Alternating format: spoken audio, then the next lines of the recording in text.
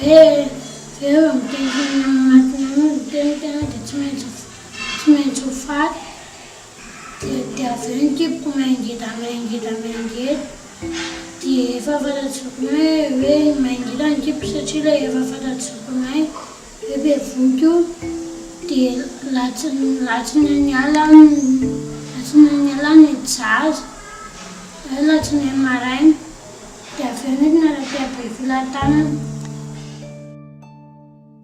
La magnitude du problème de violence faite aux enfants est très peu connue. En effet, bien que les statistiques les plus récentes ont indiqué que 14% des filles et des femmes malgaches affirment avoir été victimes de violences sexuelles, il faut garder à l'esprit que les violences se font dans des maisons. Elles sont cachées et par conséquent, on ne peut pas vraiment prétendre connaître la magnitude du problème. Quel que soit le nombre de cas, la violence faite aux enfants est absolument intolérable du fait des conséquences que cela a sur leur développement physique, mais aussi et surtout sur le développement émotionnel de l'enfant.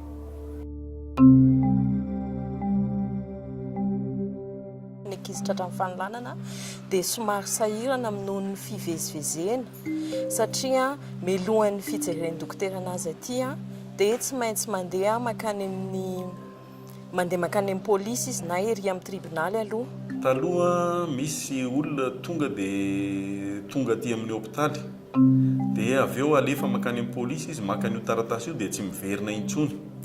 Les zaza zany efa victime izy dia mbola lasa izy makaty amin'ny polisy aloha dia zay izy vao raisina ny déposition ny mamany dia mbola raisina atao audition les zaza dia zay izy vao amenay taratasy dia rehefa mitondra an'izay réquisition à personne qualifiée zay les victimes dia zay vao miditra tsehatra ny eto amin'ny ivon'ny maternité be Felatanana amin'ny fandraisana tanana ara-médikaly.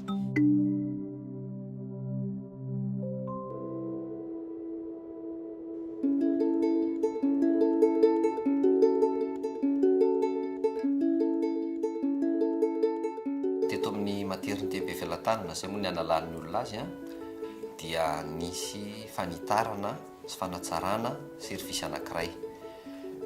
Izy io afaka natao indrindra noho ny fanampiana nomen'ny UNICEF zany. Avec le service de prise en charge Vondi établi au niveau de l'hôpital UGOB, l'enfant pourra accéder en un seul et même endroit à la prise en charge médicale, la prise en charge psychosociale et la prise en charge légale. Mba eo le zaza dia voaray eo izy dia tsy mandeha aty izy tsy mandeha ary izy dia mba sady efa misy assistante sociale ihany koa any izay mandray an-tanana ny fanambatambazana sy ny fikarakarana ny zaza.